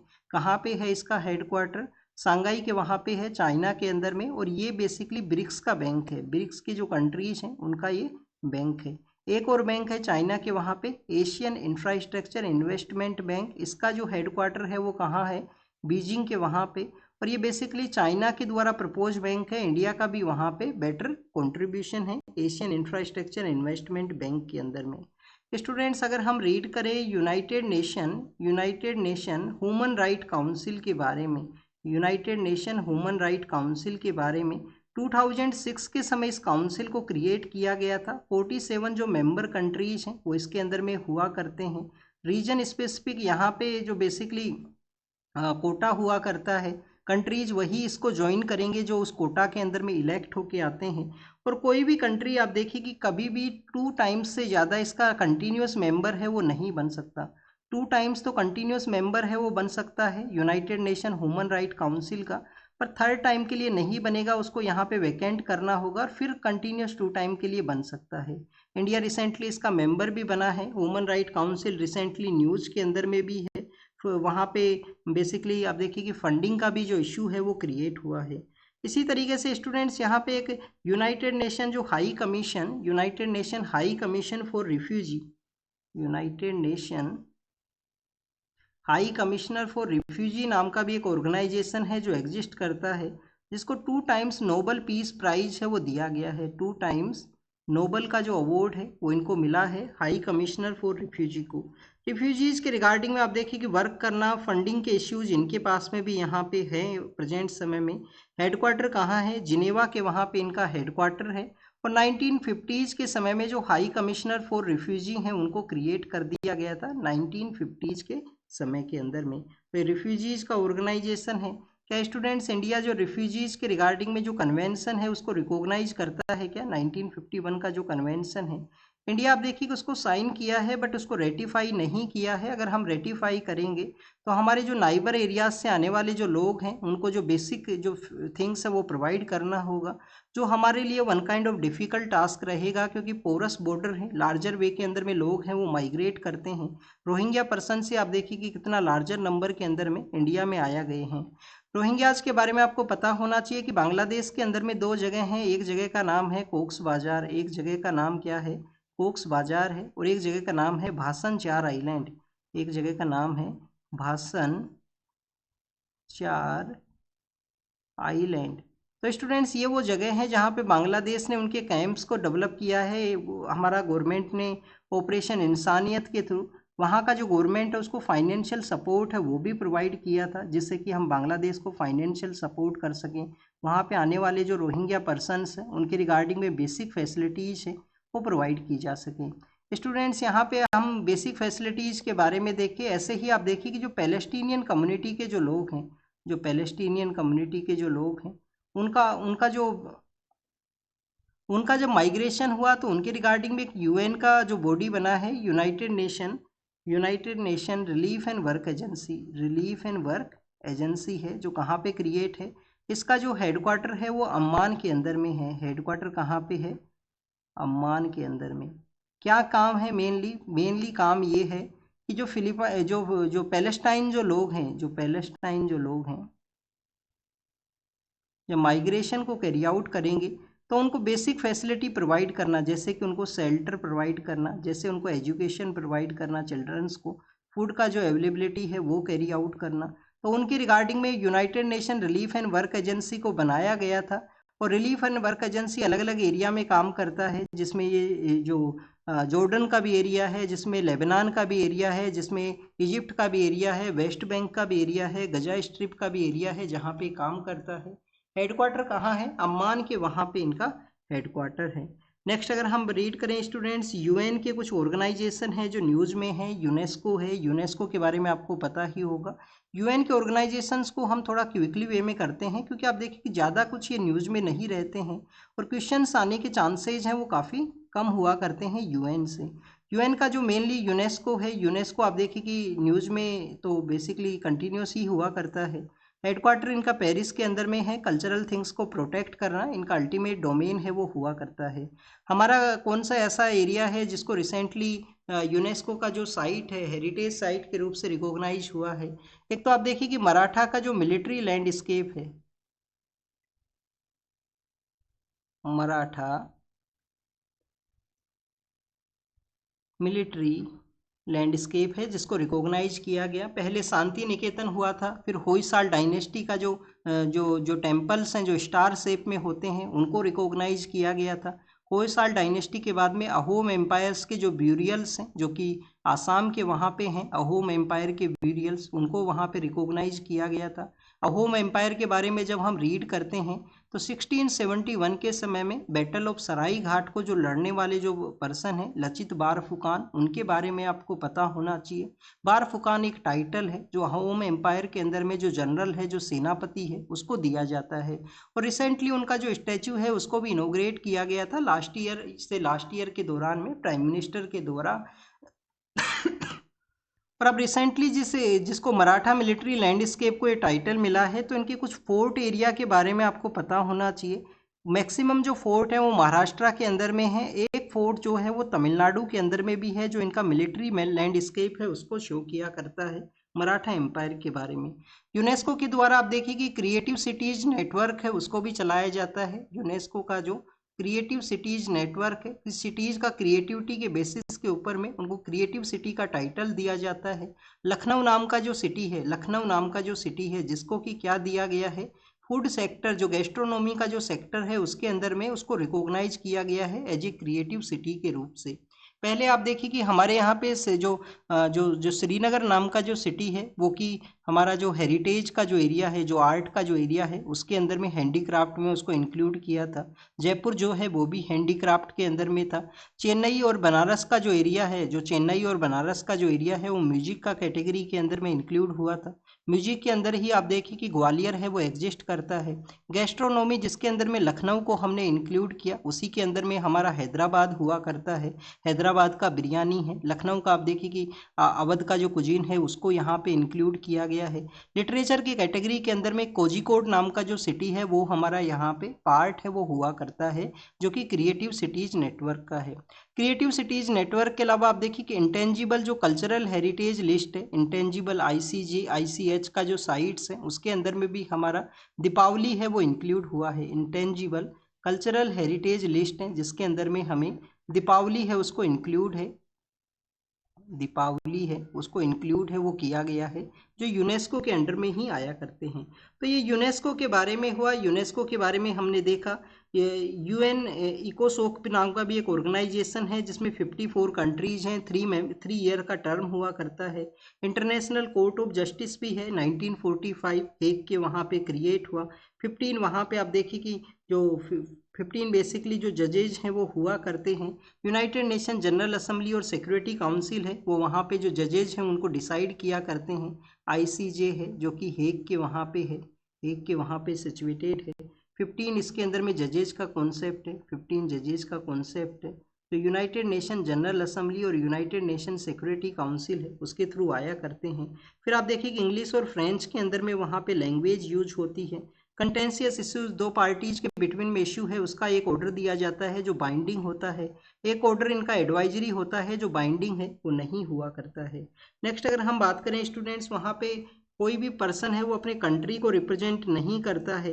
कोई भी पर्सन है, कोई भी कंट्री का एक से ज़्यादा जज है वो भी नहीं होता है। तो 15 जज का जो कॉन्सेप्ट है, और स्टूडेंट्स जो पर्सन है वो इंडिपेंडेंट जज के रूप से वहाँ पे काम है वो करेगा।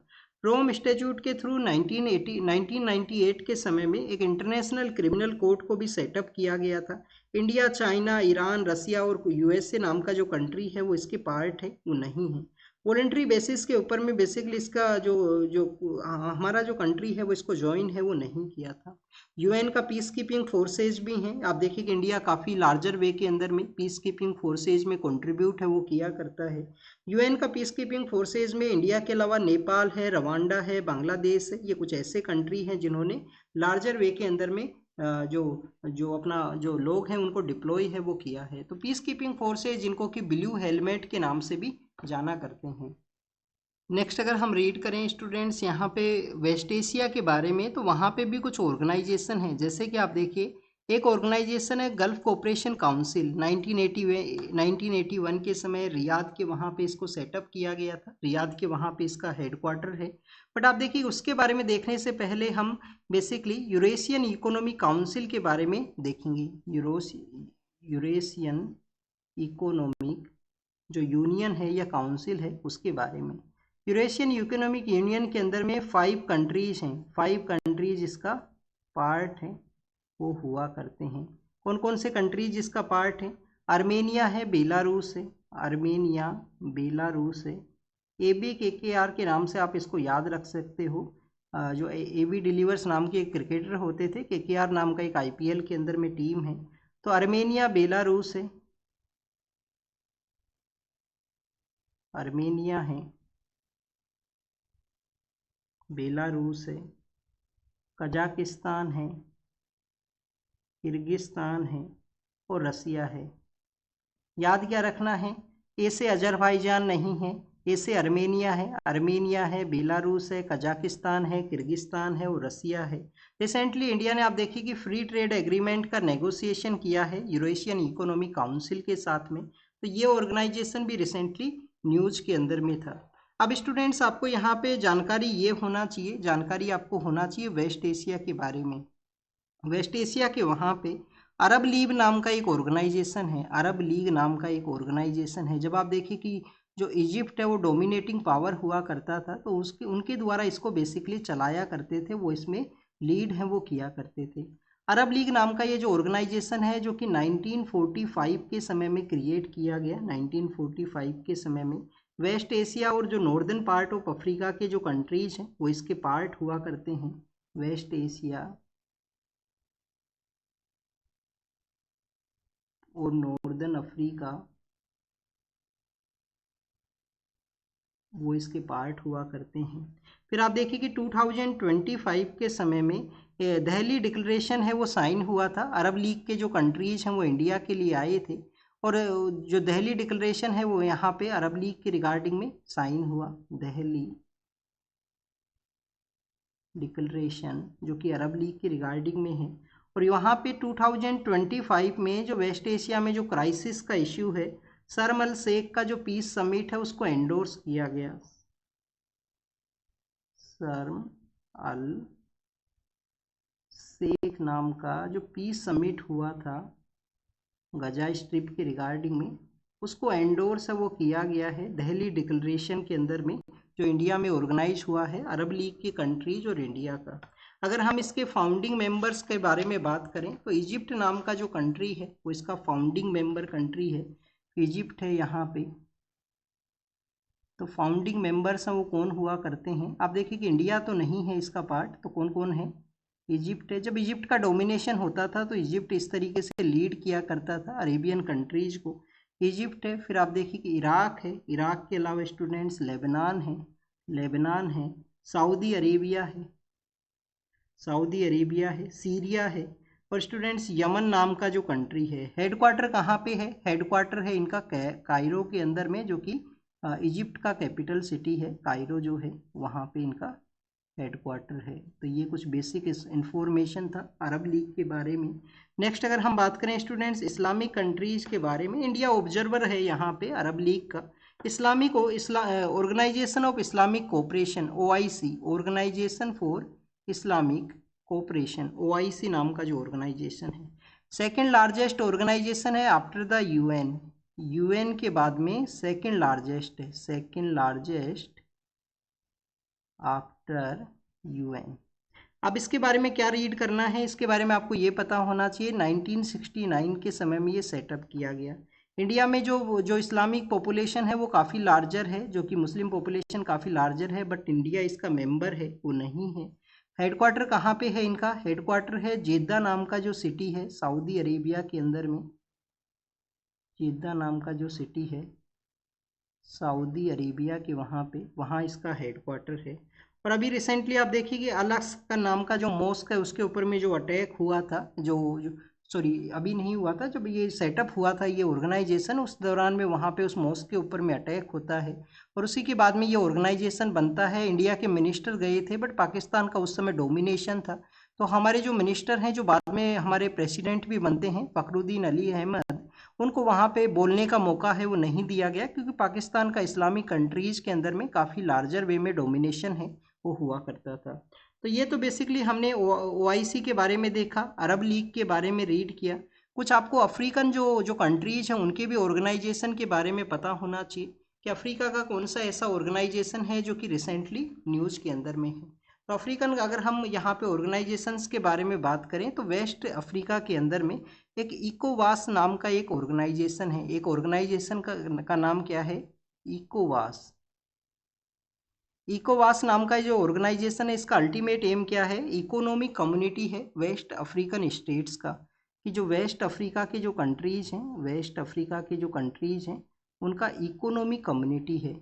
अब इकोवास के अंदर में कितने मेंबर हैं? 15 मेंबर्स हैं, 15 इसके मेंबर्स हैं। 1975 के समय में इसको सेटअप है वो किया गया था, 1975 के समय में इस्टेब्लिशमेंट है।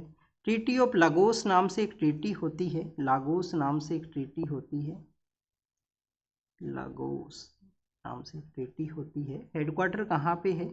इसका जो हेडक्वार्टर है वो सिचुएटेड है नाइजीरिया का जो कैपिटल सिटी है अबूजा, नाइजीरिया का जो सिटी है अबूजा, वहाँ पे इसका हेडक्वार्टर है। नाइजीरिया आप देखिए कि न्यूज़ में था, यूएस ने वहाँ पे इंटरवेन है वो किया था, नाइजीरिया के वहाँ पे है। अब इसके बारे में अगर हम रीड करें कि रिसेंटली कुछ ऐसे कंट्रीज हैं जिनको कि यहाँ से निकाल दिया गया था इकोनॉमिकल जो कम्युनिटी है वेस्ट अफ्रीकन कंट्रीज का, तो उन कंट्रीज ने अपना जो ऑर्गेनाइजेशन है वो बनाया है जिसको कि अलायंस ऑफ साहिल स्टेट के नाम से जानते हैं। जिसको किस नाम से जानते हैं? अलायंस ऑफ साहिल स्टेट, क्योंकि वो साहिल के रीजन में आया करते हैं। कौन कौन से वो कंट्री हैं? एक तो स्टूडेंट्स वहाँ पे जो कंट्री है वो बेसिकली है नाइजर, नाइजीरिया नहीं है, नाइजर नाम का जो कंट्री है जिनको कि निकाला गया था इकोवास के वहाँ से। नाइजीरिया के अलावा बुर्किना फासो है, बुर्किना फासो है, और स्टूडेंट्स माली नाम का जो कंट्री है। अब ये जो तीनों कंट्री हैं, क्या इनका कोई ऐसा एरिया भी है, कोई ऐसा रीजन भी है जहाँ पे तीनों कंट्री अपना एरिया शेयर करते हैं? उस एरिया को आप कमेंट सेक्शन के अंदर बताना, ये आपका होमवर्क है। अलायंस ऑफ साहिल स्टेट का जो जो हेडक्वार्टर है वो कहाँ पे है? इसका जो हेडक्वार्टर आपको पता होना चाहिए, माली का जो कैपिटल सिटी है बमाको, बमाको के वहाँ पे इसका हेडक्वार्टर है। तो ये कुछ बेसिक इन्फॉर्मेशन था इकोवास के बारे में, और यहाँ पे जो अलायंस ऑफ साहिल स्टेट है उसके बारे में। स्टूडेंट्स वेस्ट अफ्रीका के अंदर में घाना नाम का जो कंट्री है वो रिसेंटली न्यूज़ के अंदर में था। अभी हमने इकोवास के साथ में एक एक्जिम बैंक का भी जो एग्रीमेंट है वो साइन किया था, जो हमारा एक्सपोर्ट इंपोर्ट का बैंक है एक्जिम बैंक, उनका उनका भी एक जो इन्वेस्टमेंट डेवलपमेंट का जो आप देखिए कि कुछ एग्रीमेंट है वो साइन हुआ था एक्जिम बैंक और इकोवास का रिगार्डिंग इकोवास। नेक्स्ट अगर हम घाना के बारे में देखें तो घाना के बारे में आपको वोल्टा रिवर के बारे में पता होना चाहिए। एक आर्टिफिशियल लेक भी सिचुएटेड है वहाँ पे, वोल्टा नाम से एक लेक है वो भी सिचुएटेड है। साउथ अफ्रीका के जो जो कंट्रीज हैं उनका भी एक यहाँ पे यूनियन है, तो उसको बोला करते हैं south African custom union, south African custom union. तो साउथ अफ्रीकन कस्टम यूनियन के बारे में देखें, सदर्न पार्ट ऑफ अफ्रीका के जो 5 कंट्रीज हैं, सदर्न पार्ट ऑफ अफ्रीका के जो 5 कंट्रीज हैं उनका ये बेसिकली यूनियन है। कौन कौन से कंट्री हैं? बोट्सवाना है, बोट्सवाना जो कि आप देखिए कि डायमंड के लिए भी काफ़ी ज़्यादा फेमस है, जो फेमस है वहाँ पे जो हमने कुछ चीताज भी लेके आए हैं। इसके अलावा स्वाजीलैंड है, स्वाजीलैंड है जिसका अदर नेम भी है लिसोतो है।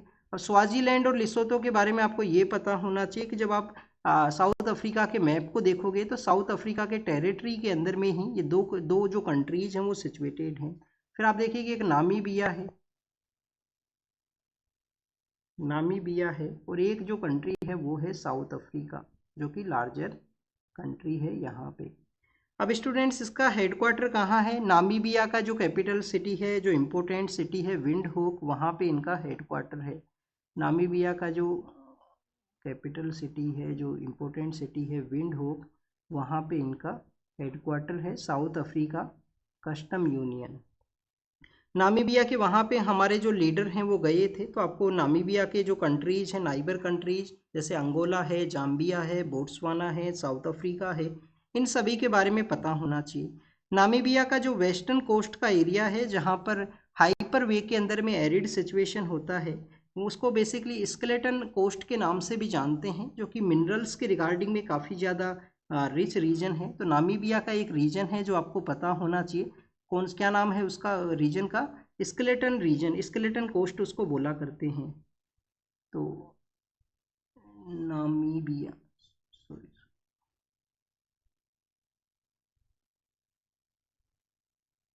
नामीबिया, नामीबिया का जो वेस्ट कोस्ट है, जो कि वहाँ पे हाइपर एरिड सिचुएशन है, काफ़ी ज़्यादा सूखा है, वो गिरा करता है। फिर आप देखिए कि वहाँ पे एक पेनेंस जो कोस्टल एरिया है जिसको क्या बोला करते हैं, स्केलेटन कोस्ट,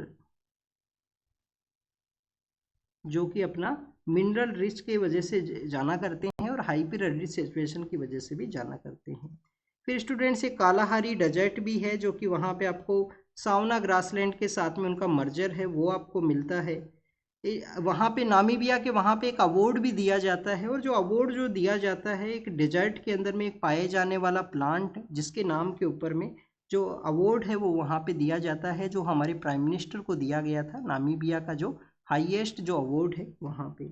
फिर अगर हम बात करें स्टूडेंट्स अफ्रीकन यूनियन के बारे में, आपको पता होना चाहिए अफ्रीकन यूनियन जिसको हमने इंक्लूड करवाया था जब इंडिया में G20 का मीटिंग हुआ था। कॉन्टिनेंटल बॉडी है, कॉन्टिनेंट के जो कंट्रीज हैं वो इसके पार्ट आते हैं। 2002 के समय में अफ्रीकन यूनियन को इस्टेब्लिश किया गया था, 2002 के समय में इसको इस्टेब्लिश वो किया गया।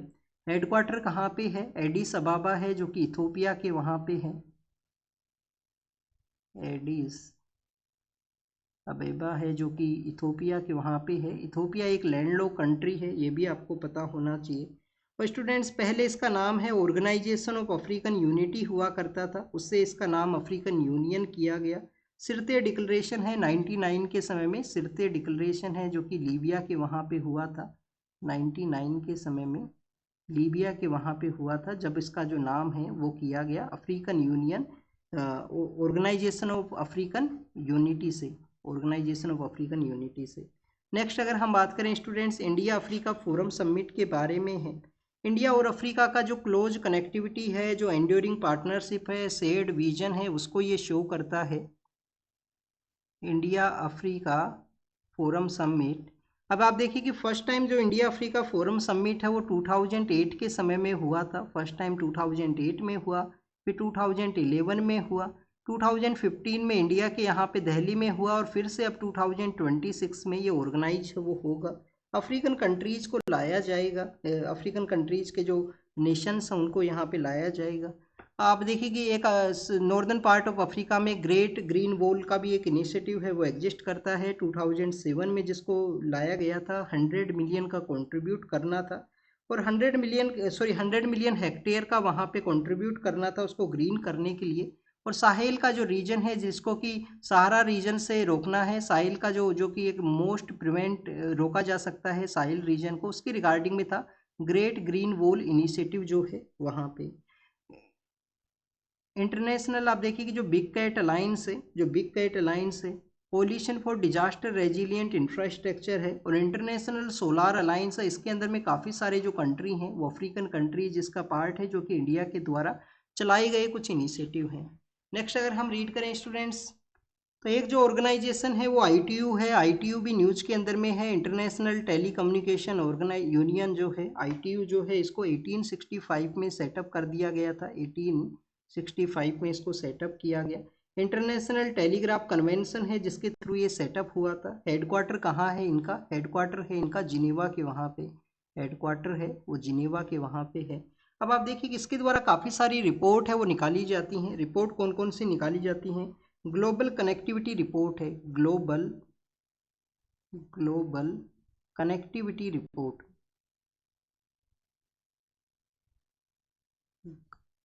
ग्लोबल कनेक्टिविटी रिपोर्ट है। ग्लोबल जो साइबर सिक्योरिटी रिपोर्ट भी है, ग्लोबल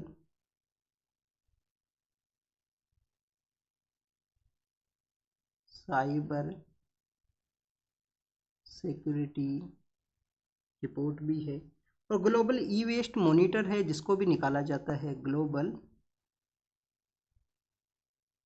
ई वेस्ट मॉनिटर है, उसको भी इनके द्वारा रिलीज है वो किया जाता है। स्टूडेंट्स एक अब्राहम अकॉर्ड है वो भी न्यूज़ के अंदर में था। अब्राहम अकॉर्ड क्या है? अब्राहम अकॉर्ड ये है कि जो जो इजराइल है उसका अरेबियन कंट्रीज़ के साथ में अब्राहम अकॉर्ड है। इजराइल का अरेबियन कंट्रीज के साथ में कनेक्टिविटी है उसको बूस्ट करने के लिए ये लाया गया था यूएस के द्वारा। काफ़ी सारे जो अरेबियन कंट्रीज हैं उन्होंने इजराइल के साथ में डिप्लोमेटिक रिलेशंस को भी सेटअप किया। और 2003 में डेवलपमेंट काफ़ी लार्जर वे में हुआ था, बट उसी के बाद में आप देखिए कि हमास के द्वारा अटैक किया गया और बाद में जो काफ़ी सारे अरेबियन कंट्रीज हैं उनका रिलेशन है वो बेटर नहीं मिलेगा। फिर इजराइल के द्वारा और यूएस ने मिलकर ईरान के ऊपर में भी अटैक किया है। तो ये जो अब्राहम अकॉर्ड है जो कि 2000 जो 1920 के समय में यूएस के प्रेसिडेंट ने प्रपोज किया था, इजराइल का जो कनेक्टिविटी है अरेबियन नेशंस के साथ में। यूनाइटेड अरब एमिरात नाम का जो कंट्री है I2U2 इनिशिएटिव का भी पार्ट है। इंडिया इजराइल है, यूएस और यूएई है वो इसके पार्ट हुआ करते हैं। इंडिया इजराइल है, यूएसए है और यूएई है वो इसके पार्ट है वो हुआ करते हैं। फिर स्टूडेंट्स यहाँ पे यूएन अलायंस ऑफ सिविलाइजेशन है, वाशिंगटन अकॉर्ड है फॉर पीस एंड प्रोस्पेरिटी के रिगार्डिंग में, और इंटरनेशनल सिविल एविएशन का भी एक ऑर्गेनाइजेशन है जो कि न्यूज़ के अंदर में है, इंटरनेशनल सिविल एविएशन ऑर्गेनाइजेशन। अब ये क्या है, ये बेसिकली सिविल एविएशन के बारे में है। यूएन का एक बॉडी है, शिकागो कन्वेंशन के थ्रू इसको सेटअप किया गया था। हेडक्वार्टर कहाँ पे है, हेडक्वार्टर इसका जो हेडक्वार्टर है वो है मॉन्ट्रियल के अंदर में, उसका हेडक्वार्टर है मॉन्ट्रियल कनाडा के वहाँ पे। जो टूरिज्म के रिगार्डिंग में जो ऑर्गेनाइजेशन है यूएन का जो टूरिज्म ऑर्गेनाइजेशन है उसका हेडक्वार्टर कहाँ है, उसका है स्पेन का जो सिटी है वहाँ पे।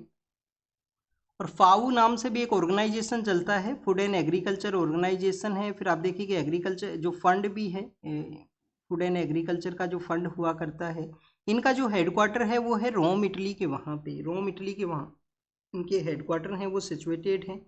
वर्ल्ड फूड प्रोग्राम भी है जिसको नोबल पीस प्राइज है वो भी अनाउंस हुआ था वर्ल्ड फूड प्रोग्राम को। नेक्स्ट अगर हम रीड करें स्टूडेंट्स, यहाँ पे जो आपको एक ऑर्गेनाइजेशन के बारे में पता होना चाहिए, वर्ल्ड इकोनॉमिक फोरम के बारे में। वर्ल्ड इकोनॉमिक फोरम जो कि वर्ल्ड का लार्जेस्ट नॉन गवर्नमेंटल ऑर्गेनाइजेशन है, 1971 के समय में ये सेटअप हुआ। और आप देखिए कि एनुअल बेसिस के ऊपर में इनका जो डावोस के अंदर में एक मीटिंग होता है जिसको कि डावोस एजेंडा के नाम से जानते हैं। ग्लोबल कंट्रीज़ के जो लीडर हैं वो वहाँ पे जाते हैं डावोस के अंदर में और वहाँ पे एड्रेस करते हैं, अपने कंट्री के इनिशिएटिव्स को बताते हैं। काफ़ी सारी जो रिपोर्ट्स हैं वो ये ऑर्गेनाइजेशन पब्लिश करता है। जेंडर गैप रिपोर्ट है वो पब्लिश करता है वर्ल्ड इकोनॉमिक फोरम। यहाँ पे रिपोर्ट्स इंपॉर्टेंट हैं, यूपीएससी एग्जाम में भी पूछता है। स्टूडेंट्स इसका हेडक्वार्टर कहाँ पे है, वर्ल्ड इकोनॉमिक फोरम का हेडक्वार्टर है वो कहाँ पे है, ये आप कमेंट सेक्शन के अंदर में बताना। नेक्स्ट अगर हम रीड करें स्टूडेंट्स, आपको लैटिन अमेरिका का एक जो वहाँ पे कंट्रीज का जो ऑर्गेनाइजेशन है उसके बारे में आपको पता होना चाहिए, जिसको कि हम काफ़ी बार मर्कोसुर के नाम से जानते हैं। तो आप देखिए कि ये लैटिन अमेरिका के जो कंट्रीज हैं उनका ये ऑर्गेनाइजेशन है। इसको सेटअप किया गया था 1991 के समय में, 1991 के समय में फ्री ट्रेड यूनियन के रूप से इसको सेटअप किया गया, फ्री ट्रेड यूनियन के रूप से। इंडिया का क्या इसके साथ में स्टेटस है, प्रेफरेंशियल ट्रेड एग्रीमेंट है जो इंडिया ने साइन किया है। मर्कासुर नाम का जो कंट्री है जो कि लैटिन अमेरिका के नेशंस का एक ग्रुप है। आप देखिए कि इसके अंदर में कौन कौन से कंट्री हैं वो इसके पार्ट हैं। ब्राज़ील इसका पार्ट है, ब्राज़ील इसका पार्ट है। अर्जेंटीना इसका पार्ट है, अर्जेंटीना इसका पार्ट है। उरुग्वे इसका पार्ट है, उरुग्वे है। पैराग्वे है और बोलीविया है। पैराग्वे के लीडर इंडिया के लिए आए थे, उस समय भी इसके बारे में डिस्कशन हुआ था, न्यूज़पेपर में भी मेंशन था जून के मंथ के समय में। अब स्टूडेंट्स यहाँ पे ये 5 कंट्रीज हैं जो इसके पार्ट हैं। हेडक्वार्टर कहाँ पे है, इसका जो हेडक्वार्टर है वो है मोंटेवीडियो जो कि उरुग्वे का कैपिटल सिटी है। मोंटेवीडियो के वहाँ पे इसका हेडक्वार्टर है, मोंटेवीडियो जो कि उरुग्वे का कैपिटल सिटी है। तो ये कुछ ऑर्गेनाइजेशंस हैं जिनके बारे में हमने देखा, जो कि आप देखिए कि कुछ अफ्रीकन ऑर्गेनाइजेशंस हैं, कुछ यूएन के ऑर्गेनाइजेशंस हैं जो कि न्यूज़ के अंदर में थे। आप इनको रीड करना, रिवाइज करना, जो होमवर्क आपसे पूछा गया है वो कमेंट सेक्शन के अंदर बताना। तो thank you students, thank you very much.